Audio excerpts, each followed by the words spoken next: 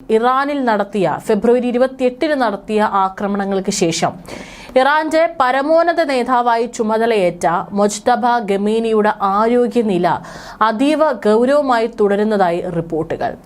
ഇപ്പോൾ കഴിഞ്ഞ കുറച്ച് ആഴ്ചകൾക്ക് മുമ്പാണ് അയത്തുള്ള അലി ഖമീനിയുടെ സംസ്കാര ചടങ്ങുകൾ, അതും കുറച്ച് ദിവസങ്ങൾ നീണ്ടുനിന്ന സംസ്കാര ചടങ്ങുകൾ ഇറാനിൽ നടന്നത്. അപ്പോഴൊന്നും തന്നെ അദ്ദേഹത്തിന്റെ മകനായിട്ടുള്ള മൊജ്തബ ഖമീനി ഒരു പൊതുസ്ഥലങ്ങളിലും പ്രത്യക്ഷപ്പെട്ടിട്ടുണ്ടായിരുന്നില്ല. ഇപ്പോൾ വീണ്ടും അദ്ദേഹത്തിന്റെ ആരോഗ്യനിലയെ സംബന്ധിച്ചിട്ടുള്ള അതീവ ഗുരുതരമായിട്ടുള്ള റിപ്പോർട്ടുകളാണ് പുറത്തുവരുന്നത്. അതായത് അദ്ദേഹം ഉടനെ മരിച്ചാലും അത്ഭുതപ്പെടാനില്ല എന്നുള്ള സാഹചര്യമാണ്. കാരണം അത്രയും ഗുരുതരാവസ്ഥയിലാണ് അദ്ദേഹം രഹസ്യ കേന്ദ്രത്തിൽ അദ്ദേഹത്തിന്റെ ആരോഗ്യനില തുടരുന്നത്.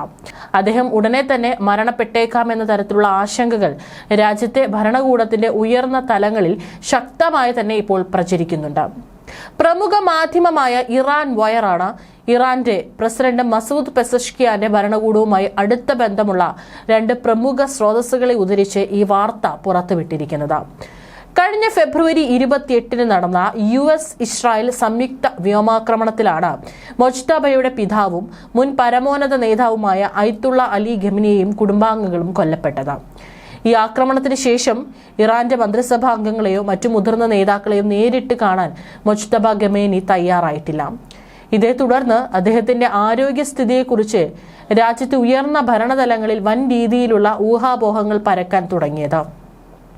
മൊജ്തബയുടെ ശാരീരിക അവസ്ഥ നിലവിൽ വളരെ മോശമാണെന്നും അദ്ദേഹത്തിന്റെ മരണം സംബന്ധിച്ച് ഔദ്യോഗിക വാർത്ത ഏതൊരു നിമിഷവും പുറത്തു വന്നാൽ അതിൽ അത്ഭുതപ്പെടാനില്ലെന്നുമാണ് പെസഷ്കിയാൻ ഭരണകൂടവുമായി അടുത്ത വൃത്തങ്ങൾ വ്യക്തമാക്കുന്നത്. എന്നാൽ ഈ റിപ്പോർട്ടുകൾ ഇറാന്റെ ഔദ്യോഗിക ഭരണകൂടം ഇതുവരെ സ്ഥിരീകരിക്കാനോ തള്ളിക്കളയാനോ തയ്യാറായിട്ടില്ല. ഇതിനിടെ അദ്ദേഹം ആശുപത്രിയിൽ ചികിത്സയിലുള്ളതാണെന്ന തരത്തിലുള്ള റിപ്പോർട്ടുകളും ഇസ്രായേലി മാധ്യമങ്ങളിലും പ്രത്യക്ഷപ്പെട്ടിട്ടുണ്ട്. ഇറാനിലെ ആഭ്യന്തര സ്രോതസ്സുകളെ ഉദ്ധരിച്ചാണ് ഇസ്രായേലി മാധ്യമങ്ങളും ഈ വാർത്ത നൽകുന്നതെങ്കിലും അദ്ദേഹത്തിന്റെ നിലവിലെ അവസ്ഥയെക്കുറിച്ച് സ്വതന്ത്രവും വ്യക്തവുമായ തെളിവുകളൊന്നും ഇതുവരെ ലഭ്യമായിട്ടില്ല. പരമോന്നത നേതാവായി സ്ഥാനമേറ്റെടുത്ത ശേഷം പൊതുവേദികളിൽ നിന്നുള്ള മൊജ്തബയുടെ അസാധാരണമായ അപ്രത്യക്ഷമാകലാണ് ഇത്തരം ഒരു സംശയത്തിന് ആക്കം കൂട്ടിയത്. സ്ഥാനമേറ്റതിനു ശേഷം ഇതുവരെ അദ്ദേഹം മാധ്യമങ്ങൾക്ക് മുന്നിൽ വരികയോ തത്സമയ പ്രസംഗങ്ങൾ നടത്തുകയോ ചെയ്തിട്ടില്ല. ഒരു മന്ത്രിസഭാ അംഗത്തെയും കണ്ടിട്ടില്ലെന്ന് ഇറാൻ റിപ്പോർട്ട് ചെയ്തിരുന്നു.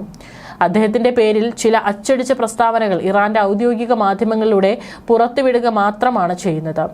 ഫെബ്രുവരിയിലുണ്ടായ വ്യോമാക്രമണത്തിൽ മൊജ്തബയ്ക്കും ഗുരുതരമായി പരിക്കേറ്റിരുന്നുവെന്ന റിപ്പോർട്ടുകൾ മുമ്പ് പുറത്തു വന്നിരുന്നു.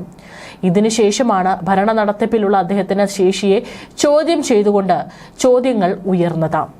എന്നാൽ അദ്ദേഹത്തിന് നിസ്സാര പരിക്കുകൾ മാത്രമേ പറ്റിയിട്ടുള്ളൂവെന്നും തന്ത്രപ്രധാനമായ തീരുമാനങ്ങളിൽ അദ്ദേഹം ഇപ്പോഴും സജീവമായി ഇടപെടുന്നുണ്ടെന്നാണ് ഇറാൻ ഔദ്യോഗിക വൃത്തങ്ങൾ മുമ്പ് നൽകിയ വിശദീകരണം.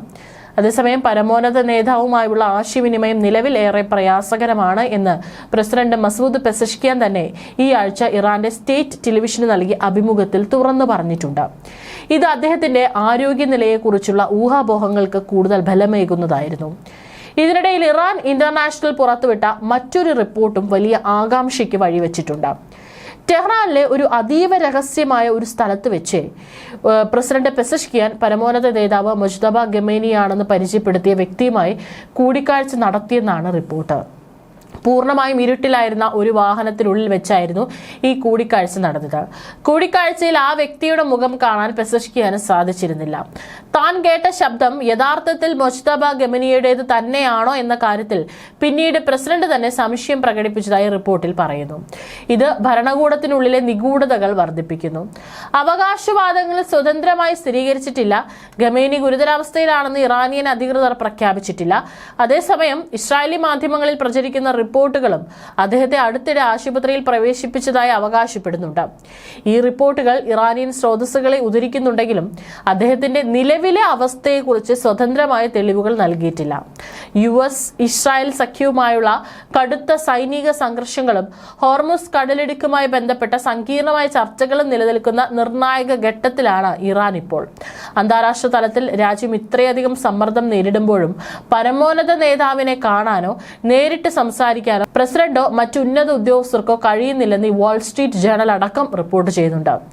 ഇറാൻ അമേരിക്കയുമായി ഇസ്രായേലുമായും സംഘർഷത്തിൽ ഏർപ്പെട്ടിരിക്കുന്ന സാഹചര്യത്തിൽ ഖമേനിയുടെ പൊതു കാഴ്ചപ്പാടിലെ അഭാവം പ്രാദേശിക അന്തർദേശീയ നിരീക്ഷകർക്കിടയിലും ഊഹാപോഹങ്ങൾക്ക് ആക്കം കൂട്ടിയിട്ടുണ്ട്. ആക്രമണങ്ങളിൽ അദ്ദേഹത്തിന് ഗുരുതരമായി പരിക്കേറ്റതായി റിപ്പോർട്ടുകൾ മുമ്പ് അവകാശപ്പെട്ടിരുന്നു. അതേസമയം രാജ്യത്തിന്റെ കാര്യങ്ങൾ അദ്ദേഹം തുടർന്നും മേൽനോട്ടം വഹിക്കുന്നുണ്ടെന്നാണ് ഇറാനിയൻ ഉദ്യോഗസ്ഥർ വാദിച്ചത്.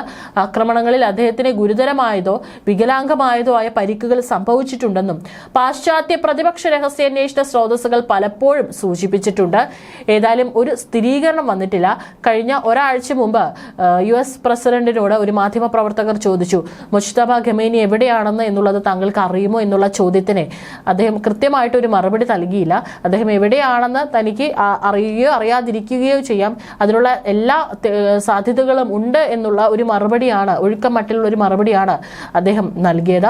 ഏതായാലും പരസ്പരം അങ്ങോട്ടും ഇങ്ങോട്ടുള്ള വ്യോമാക്രമണങ്ങൾ തുടർന്നുകൊണ്ടിരിക്കുകയാണ്. ഈ ഒരു സാഹചര്യത്തിലാണ് ഇപ്പോൾ നിലവിലെ ഇറാന്റെ പരമോന്നത നേതാവിന്റെ ആരോഗ്യസ്ഥിതി അതീവ ഗുരുതരമായിട്ടുള്ള അവസ്ഥയിലാണ് എന്നുള്ള റിപ്പോർട്ടുകൾ പുറത്തു വരുന്നത്.